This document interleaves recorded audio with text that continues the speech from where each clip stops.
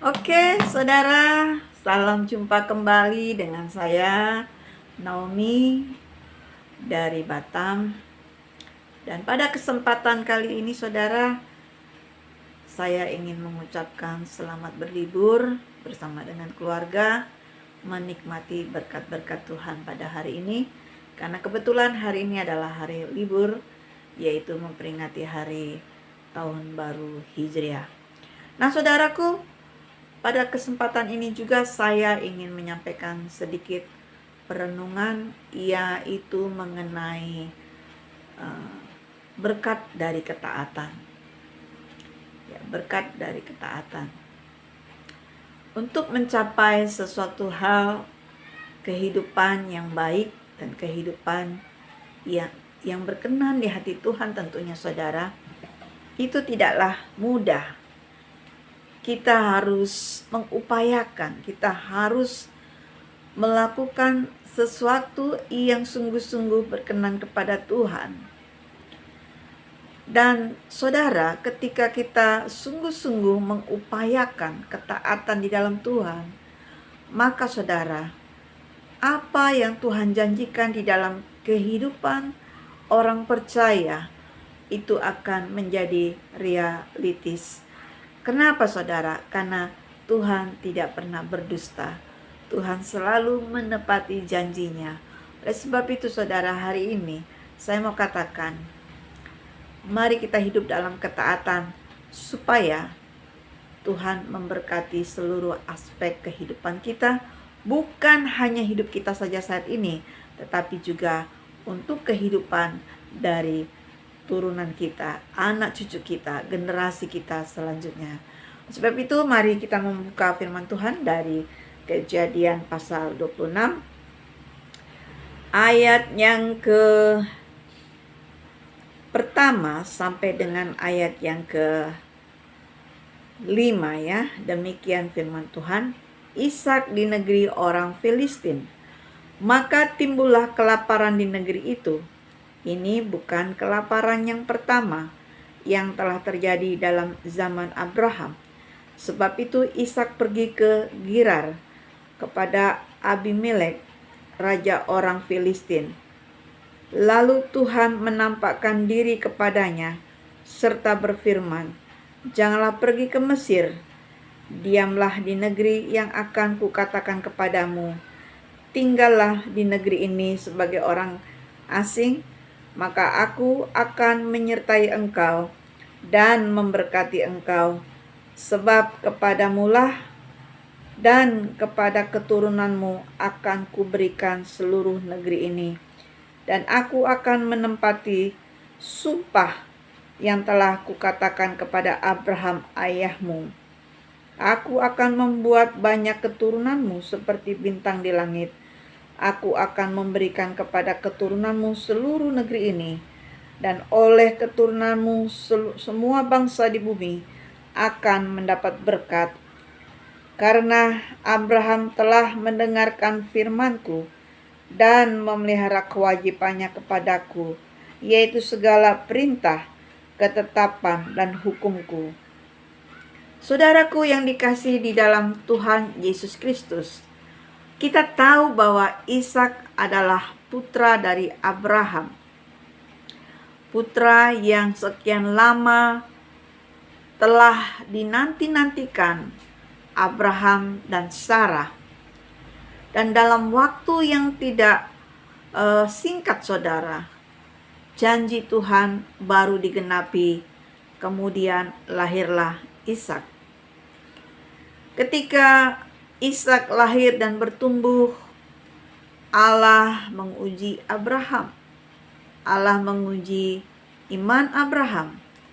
Allah menguji kesetiaan Abraham melalui perintah bahwa Abraham harus pergi ke Gunung Moria untuk mempersembahkan korban di atas mezbah.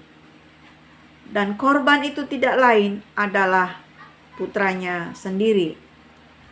Saudara, ini adalah hal yang tidak mudah bagi seorang ayah. di mana akan menyerahkan anaknya sebagai korban mezbah.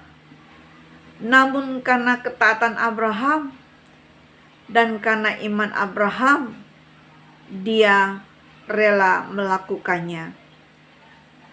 Alkitab mencatat, saudara, bahwa dari ketaatan Abraham inilah maka Abraham tidak jadi mempersembahkan putra sulungnya, melainkan Tuhan telah menghadirkan seekor domba tertambat tanduknya, dan Allah memerintahkan Abraham untuk menyembelih domba tersebut dan memberikan korban persembahan kepada Tuhan semesta alam. Saudara, daripada ketaatan inilah maka Allah memberikan janjinya kepada Abraham bahwa bukan cuma Abraham yang akan diberkati, tetapi keturunannya juga.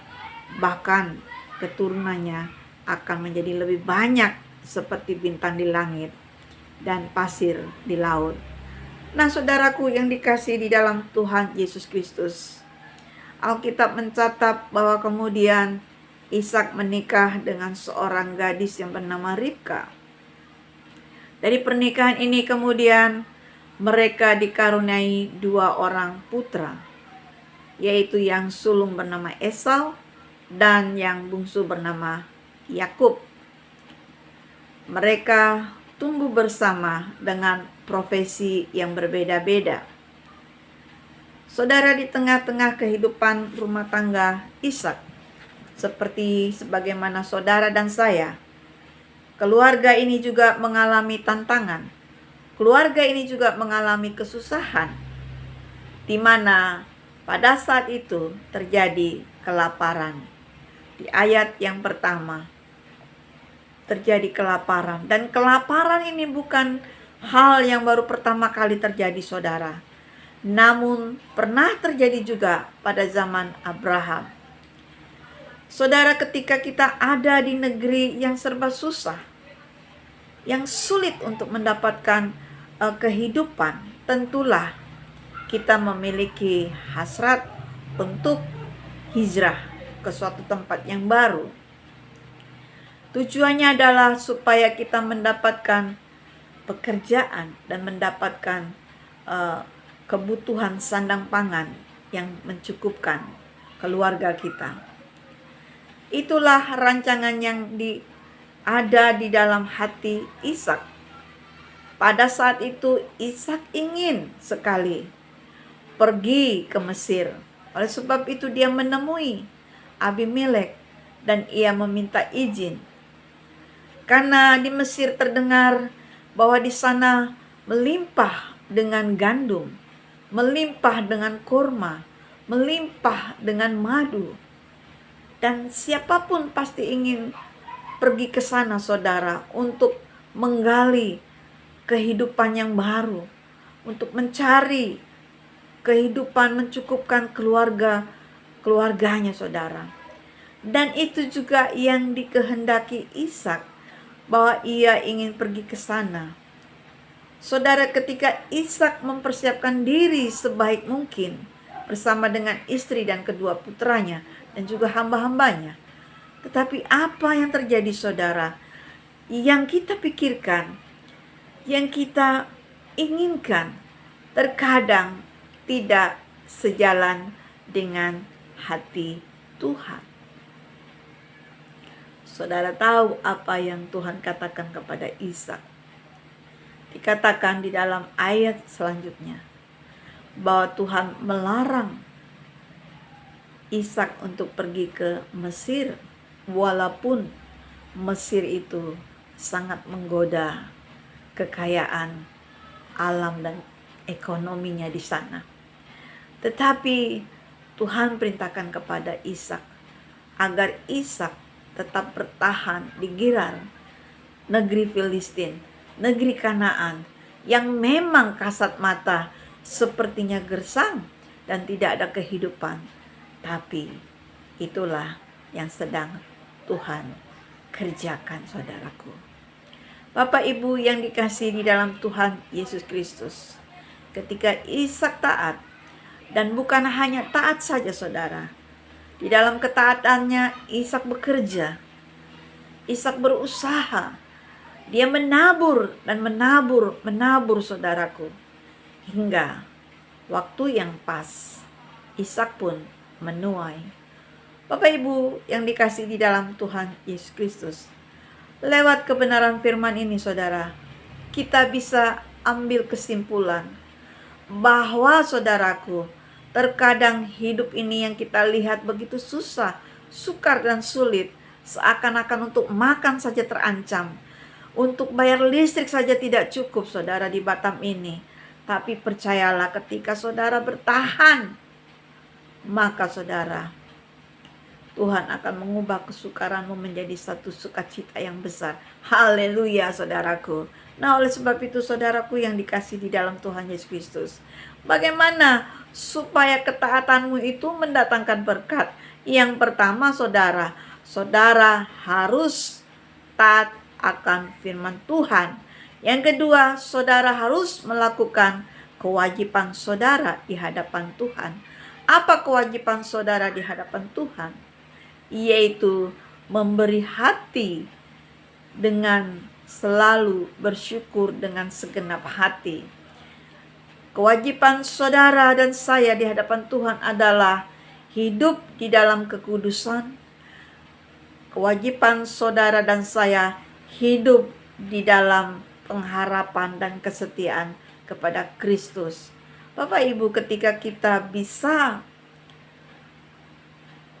hidup di dalamnya saudara, walaupun itu memang sulit dan sukar untuk kita bisa mencapainya, tapi percayalah, ketika kita memprioritaskan kuasa Roh Kudus, kita bisa melaluinya dan kita bisa belajar taat akan kehendak Tuhan. Karena ketaatan akan mendatangkan berkat. Berkat Tuhan adalah berkat yang menyukacitakan hati kita. Bukan untuk hari ini saja, tetapi juga untuk hari-hari ke depan, sampai kepada anak cucu kita saudaraku. Demikianlah saudara firman Tuhan renungan singkat ini, kiranya boleh memberkati saudara dimanapun berada. Dan saudara tolong like, subscribe firman Tuhan ini, bagikan, sharekan kepada saudara-saudara kita yang lain. Karena firman Tuhan itu adalah sesuatu hal yang baik, kabar yang baik yang harus kita sampaikan kepada orang-orang yang kita kasihi. Salam sejahtera untuk kita semuanya. Tuhan memberkati. Amin.